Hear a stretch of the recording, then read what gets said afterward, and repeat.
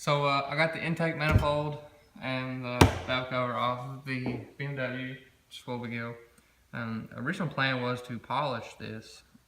And I don't really think I want to polish it now, honestly. I just want to paint it white. But I'm still going to have to sand it down and clean it up because I want it to be smooth. The valve cover needs to be sanded down and cleaned up. So that's what I'm going to do.